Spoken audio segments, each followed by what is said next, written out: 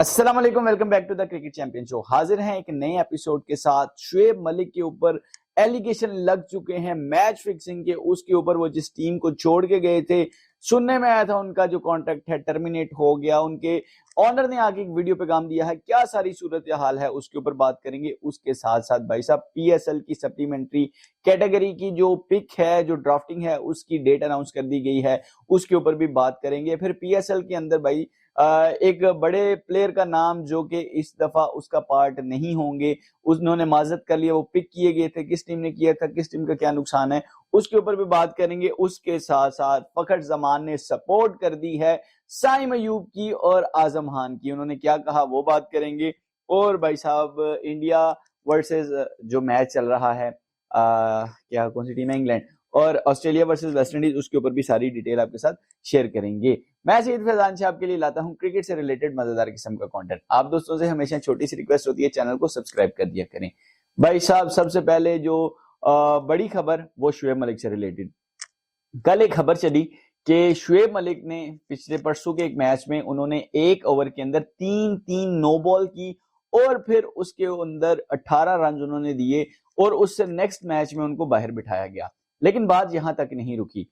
फिर उनको पता नहीं कोई जरूरी काम था, क्या था, लेकिन जिस जो उन्होंने उसके ऊपर रिस्पॉन्स दिया, उन्होंने कहा कि उनको कोई बड़ा इंपॉर्टेंट शूट था, कोई मीडिया का, कोई ब्रांडिंग का कोई सीन था, तो उनको दुबई जाना पड़ गया और वो वापस दुबई चले गए और उनकी रिप्लेसमेंट अहमद शहजाद जो है वो वहां पे पहुंच चुकी है बांग्लादेश। अब हुआ सारा सिनेरियो कैसे, पाकिस्तान के अंदर इसके ऊपर कोई इतनी वावेला नहीं हुआ, लेकिन इंडियन मीडिया ने बहुत ज्यादा बात उठाई। उसकी जो बेसिक वजह थी वो शुएब मलिक ने जब जो शुएब मलिक और सानिया की डाइवोर्स हुई, उसके ऊपर इंडियन मीडिया ने इसको, जारी बात है भाई टीआरपी की चक्कर होता है, व्यूज का चक्कर होता है, तो उन्होंने इस चीज को बहुत ज्यादा हाईलाइट किया। जबकि पाकिस्तान के अंदर सिर्फ मीम्स ही बन रही थी कि भाई स्पिनर ने 3 नो बॉलिंग करवा दी, और वहां पे तो ये एजेंडा चलना शुरू हो गया कि ये मैच फिक्सिंग है और मैच फिक्सिंग की वजह से उनके ऊपर उनको शक हुआ। उनकी जो फॉर्चून बर्शल या आई थिंक उसका नाम है उस फ्रेंचाइज का, बीपीएल की, तो उन्होंने उनको डाउट हुआ तो उसके ऊपर उन्होंने उनका कॉन्ट्रैक्ट जो है कैंसिल कर दिया। इतना रगड़ा लगाया ना, ट्विटर खोलो तो यही लग रहा था शुएब मलिक का कॉन्ट्रैक्ट कैंसिल, शुएब मलिक पे एलिगेशन लगे, उन्होंने मैच फिक्सिंग कर दी, इस तरह का सीन था। लेकिन आज जो उस फ्रेंचाइज के ऑनर हैं उन्होंने एक वीडियो पैगाम जारी किया जिसके अंदर उन्होंने कहा कि भाई ना तो कोई कॉन्ट्रैक्ट कैंसिल हुआ है,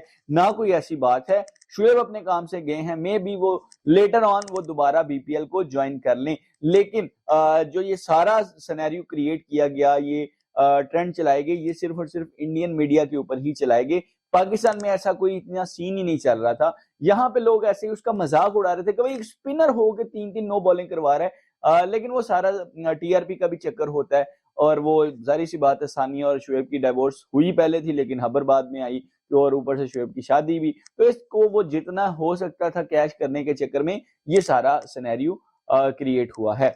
उसके बाद पीएसएल से रिलेटेड बड़ी खबर आ रही है, वो ये है कि पीएसएल की जो डेट्स हैं सप्लीमेंट्री कैटेगरी की वो आ चुकी है। मंडे वाले दिन भाई साहब होने जा रही है। ये 2 कैटेगरीज हैं, यानी एक पिक पहली कैटेगरी में, फिर दूसरी सप्लीमेंट्री कैटेगरी, यानी हर टीम ने 2-2 प्लेयर्स को और सेलेक्ट करना है। अब उसके अंदर पिक्स कौन कौन सी हैं वो मैं आपको बताता हूं।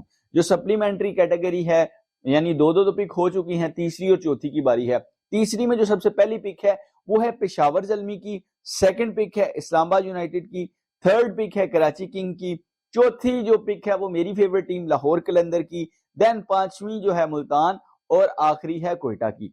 अब जबकि दूसरी साइड पे जाएं, जो चौथी कैटेगरी है सप्लीमेंट्री की, उसमें पहली पिक मुल्तान की, सेकंड इस्लामाबाद की मौजियां भाई दोनों यानी कैटेगरीज में दूसरी पिक है, फिर तीसरी कोयटा की, चौथी पेशावर की, और फिर मेरी फेवरेट टीम फिर नीचे है भाई 5वें नंबर पे, और छठी की जो पिक है वो है कराची किंग की। तो ये सारा सिनेरियो है कि पीएसएल की जो अब ड्राफ्टिंग है वो मंडे को होगी, उसमें ये ऑनलाइन ही होगी और फ्रेंचाइज जो हैं इसमें पार्टिसिपेट करेंगी थ्रू जो भी वो प्लेटफॉर्म होगा, जो ऑनलाइन सारा ये प्लेटफॉर्म है, और उसके अंदर ही ये सारी पिकिंग होनी है।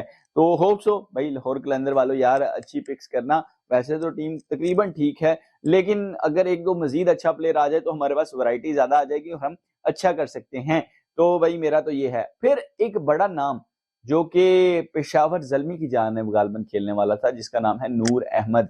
पेशावर की बॉलिंग वैसे ही इतनी अच्छी नहीं थी, एक दो स्पिनर थे इनके पास, अब वो भी जो है नूर अहमद भी पीएसएल से बाहर हो गए हैं, अब उसकी पता नहीं क्या रिप्लेसमेंट लेते हैं, लेकिन ये मुझे लगता है कि ये डैमेज करेगा इनको पेशावर को, क्योंकि इनके ऑलरेडी अगर बॉलिंग अटैक देखा जाए तो लोकल बॉलर्स तो हैं, आमिर जमाल हैं, उसके बाद वो हैं स्लिंगी एक्शन वाले सलमान अरशाद हैं, और आई थिंक सो इस तरह इनके पास यही वो सॉरी ये जो ऑस्ट्रेलिया के टूर में खुर्रम शहजाद ये हैं, तो वो उस तरीके से कोई बड़ा नाम नहीं है इनमें फास्ट बॉलिंग के अंदर। तो होप सो कि कोई अच्छी इनके पास रिप्लेसमेंट आए तो पेशावर के मैचेस अच्छे हों। पेशावर की बैटिंग बहुत अच्छी है, क्योंकि बाबर हैं, साइम है, हारिस है, क्या कहते हैं क्या टॉम कूलर कैडमोर, हाँ टीकेसी है, तो इनकी बैटिंग स्ट्रेंथ तो बड़ी अच्छी है, लेकिन बॉलिंग में इनको मसाइल आएंगे, तो ये देखते हैं कि क्या रिप्लेसमेंट लेते हैं।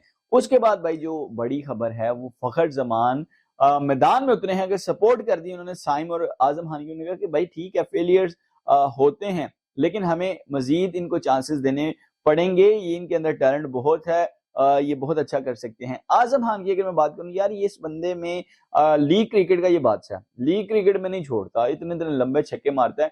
अगर जो इनिंग इसने परसों रात डेजर्ट वाइपर के लिए खेली है, इसी तरह की इतनी बॉलों पे इतना स्कोर अगर वो उस दिन बाबर के साथ करता तो वो स्कोर चेज था, लेकिन अनफॉर्चुनेटली जब भी इनको मौका मिला, दो दो तीन तीन या तीन कंसेक्टिव मैचेस जो हैं इनको जो मिले हैं, अब वो कम क्यों नहीं है मेरे नजदीक, क्योंकि तीनों मैचेस की जो सिचुएशन थी वो सेम थी।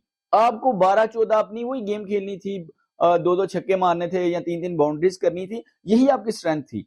तो आप तीन में से कम एक मैच तो निकालते ना, तीनों दफा आप हवा में बॉल मारी और कैच करवा के आउट होके आप ग्राउंड से चले गए। तो ये मेरे लिए थोड़ा सा था कि यार ये इससे अच्छा कर सकता था, लेकिन उनसे नहीं हुआ।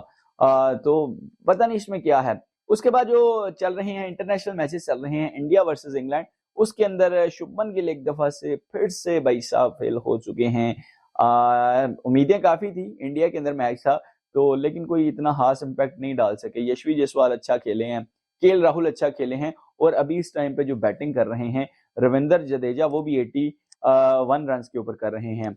80 ऑड रन मेरे ख्याल से केएल राहुल ने किए, 86 किए हैं यशवी जायसवाल ने। तो ओवरऑल अच्छा है, 400 प्लस इनका रन हो गया, 170 के करीब लीड हो गई है।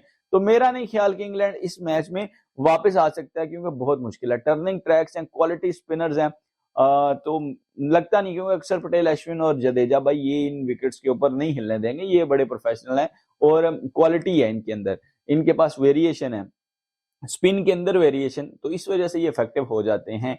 हालांकि इंग्लैंड के पास भी 3 स्पिनर हैं, लेकिन वो इतने इफेक्टिव नहीं है। मैंने जब जितना मैंने मैच देखा है उसके अंदर तो वो केएल राहुल निकल के मार रहा था, उनका जो रेहान बॉलर था लेग ब्रेकर को निकल के मार रहा था, तो वो कोई इतना खास इंपैक्ट नहीं डाल सके इन्हीं विकेट्स पे। लेकिन इन्हीं विकेट्स के ऊपर जब जडेजा अश्विन बॉलिंग करते हैं तो वो फिर एक अलग लेवल नजर आता है। दूसरी जानिब बड़ा स्ट्रेंज डिसीजन जो मुझे लगा वो ये था कि गालबन 290 रन पे 9 आउट थे, और अभी ऊपर लीड भी थी कोई, वो इन्होंने मेरे ख्याल से 10-12 रन की लीड थी, तो ऑस्ट्रेलिया ने इसको इनिंग डिक्लेयर कर दी। तो मैंने मैच तो नहीं देखा, स्कोर कार्ड से मैंने ये देखा, तो मुझे ये समझ नहीं आई कि क्यों इन्होंने इनिंग को डिक्लेयर किया 9 आउट के ऊपर। मे बी कोई इंजर्ड हो गया हो, ऐसा भी हो सकता है, लेकिन उनको अब लीड हासिल है 34 रन की वेस्ट इंडीज को। तो देखते हैं, मे बी वेस्ट इंडीज कोई चमत्कार करे, अपनी होम कंडीशंस के अंदर कोई एक मैच ऑस्ट्रेलिया से जीत जाए। तो ये सारा कुछ आज की वीडियो के लिए अपडेट्स थी, उम्मीद करता हूं आपको पसंद आई। अगर ऐसी ही क्रिकेट अपडेट्स देखना सुनना चाहते हैं तो चैनल को सब्सक्राइब कर लीजिएगा। अपना बहुत सारा ख्याल रखिएगा, अपने अपनी दुआओं में, अपनी प्रार्थनाओं में याद रखिएगा। अगली वीडियो तक के लिए अल्लाह हाफिज।